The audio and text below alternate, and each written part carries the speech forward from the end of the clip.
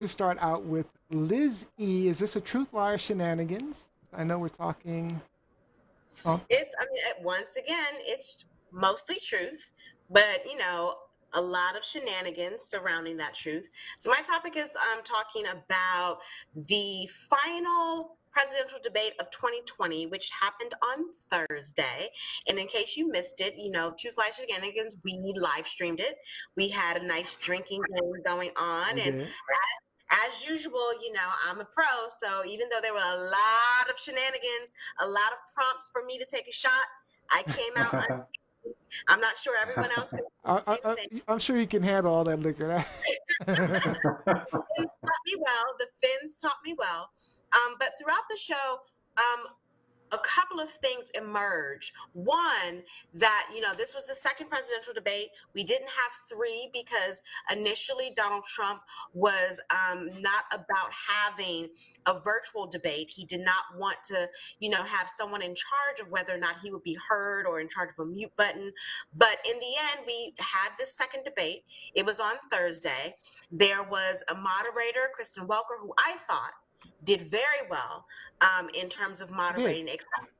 especially the challenges that the previous two moderators had. But let me just get some feedback from my co-host very quickly, All right. Well, Neo. let me bring in our fourth co-host, Oh yes. And Patrick. You're Mr. back. Hey, it's Patrick. You can weigh in also, Mr. Mayor. Like, what did you guys Great. take from this particular debate, the final presidential debate of 2020? Start with Rod B.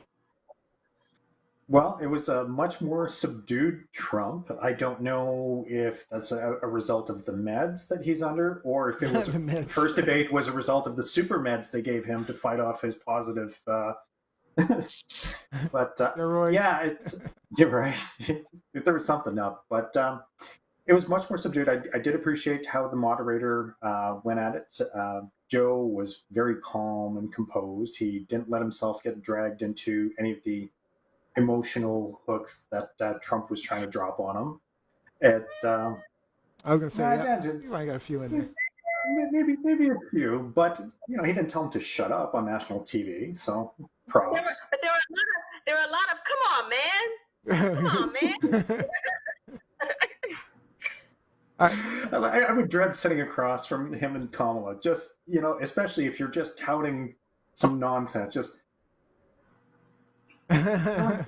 really. So my initial thoughts is I thought it was actually a really good debate. I enjoyed watching this debate. It wasn't a lot of the moderator was fantastic, but there wasn't a whole lot of back and forth, and there were a lot of zingers in there. I mean, a lot of zingers. We showed the one where the Abraham Lincoln one earlier and talking about racial. There was a lot back and forth. I mean, both of them did pretty well. I mean, of course, Trump was lying most of the time, and we saw some lies from Biden, but um, I thought it was actually a really quality debate. I enjoyed it. Mr. Patrick? Mayor? Sure. So I actually didn't watch the first hour, to be honest. I decided I had a long day at work, and I decided to go for a run. But I will say, for what I did catch, I agree that Kristen Welker was really the star. She did great.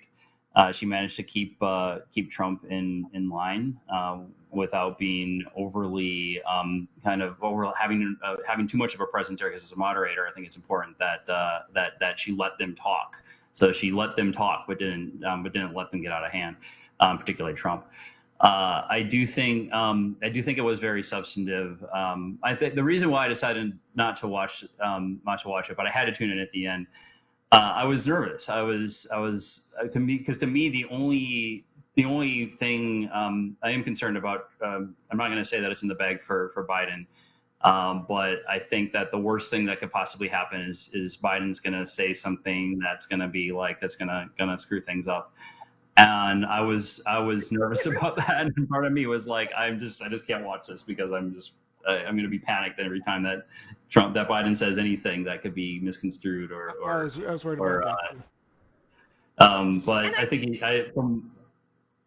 it seemed like he did a great job, and all the everything that came out after it said that it was really not going to change the course of the election so far, which I think is going in Biden's way. So, So And Patrick, that was one of my concerns over the summer, because Biden, tends to has this penchant for tripping up over his words as well, or not saying the right thing or the appropriate thing.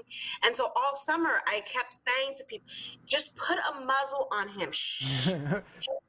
Let Trump do what he does, and you just lay in the cut and show the difference between you and him. So I'm glad that they've been able to kind of get Biden on track with that. Yeah. Because again, over the summer, I was a bit worried when he was saying some of that crazy stuff. Like what? Like, you ain't really black if you don't vote for me. That's not going to cut it. Like and I know he probably said it in jest, or wasn't really aware of the impact that statement would make, but it set me off immediately. And you and I talked about it.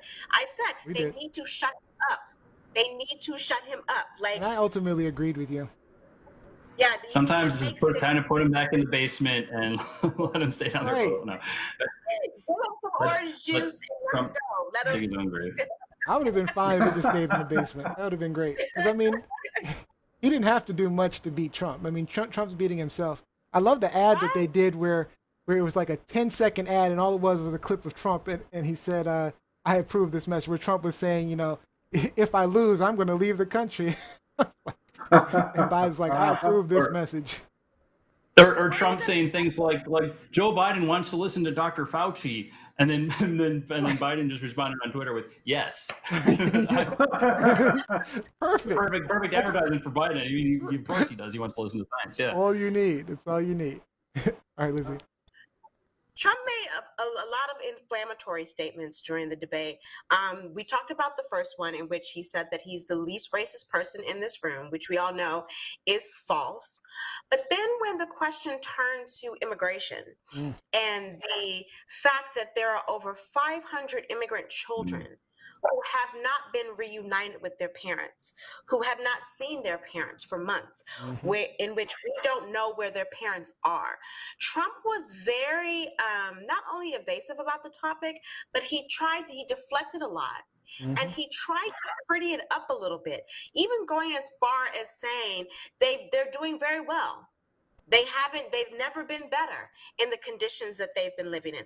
He talked about the cages, and instead of addressing the fact that they've been in poor conditions in these cages, he went and blamed it on the Obama administration and Biden and said, you guys invented the cages first, so you can't call us out on anything.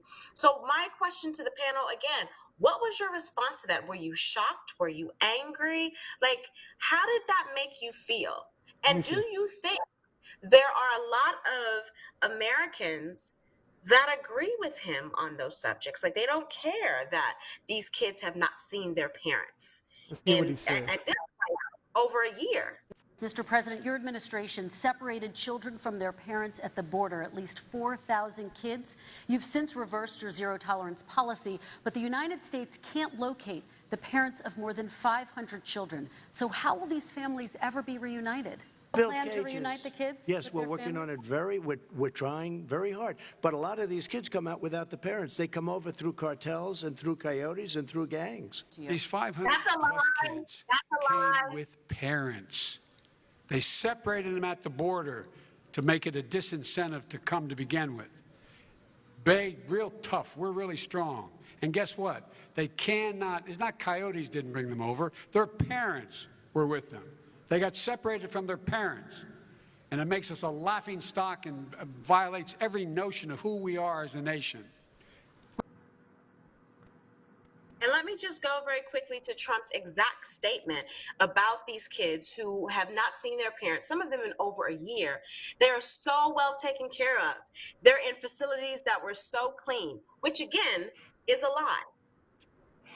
Let's start with Patrick.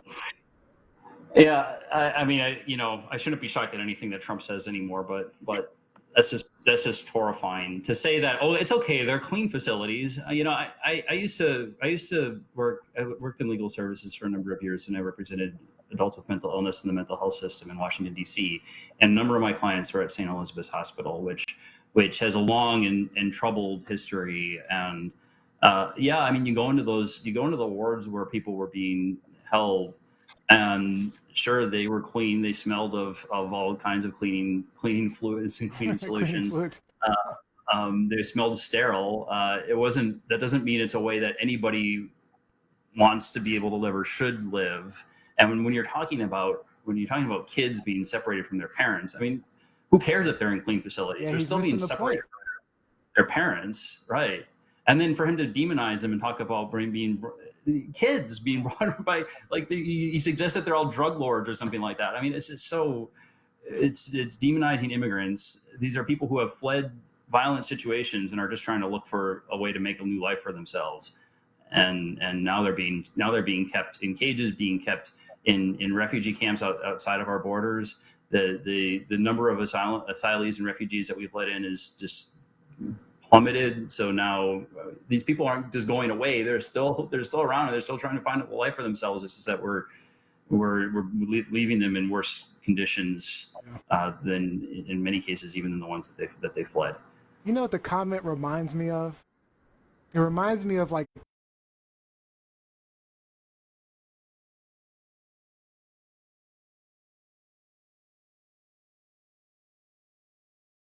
slaves great. You know, it's just the mentality is so off. It just doesn't make sense to me. But you know, Neo, if left up to Trump, we still wouldn't get the reality of what those situations were during slavery, because he wants to eliminate History. that. Yep. The history from the course curriculum in American public schools. So none of that matters to him. And like Patrick said or alluded to, we're talking about kids who have been separated from their parents, but again, who are also in cages. There's nothing good or clean about being in a cage as a human. And to have the President of the United States of America take this stance is very telling, and it should alarm every single person, not just in this country, but across the world. Robbie, you want to get a quick comment in? Yeah, no, I agree with the panel that Trump used a lot of xenophobic language, coyotes, cartels, gangs. It's meant to demonize and to instill fear. He touted that these children were in these facilities, but at the end of the day, these are facilities where children have been removed from their parents. And the fact that they cannot find the parents, they cannot locate them, demonstrates how broken the process is. And he was flippant about it, because I can't imagine a greater trauma for a child to be leaving your home to begin with because of horrible conditions. It's a matter of life and death. If you're picking up and leaving with whatever you can carry, it's a matter of life and death. And to be greeted with this scenario, there is no opportunity, there is no amnesty. And I agree with Biden that it's a really terrible look for America. It's shameful. Now, Patrick, you tried to make it possible for undocumented residents to be able to vote. Yeah, for all non-citizens. Yeah. Yeah. So, what was your thought process with that?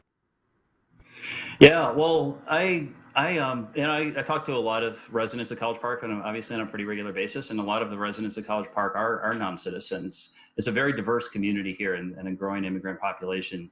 And there are people that have been in our community for years or even decades, who pay taxes, who own homes, who contribute to the community in a variety of different ways, but still aren't able to participate fully in the community because they haven't obtained citizenship yet. And that, to me, citizenship, the rules for citizenship are set up on the federal level. Our citizenship system is broken right now in so many ways. But how much you're a part of the community should not depend on whether you're a citizen. Right. Yeah.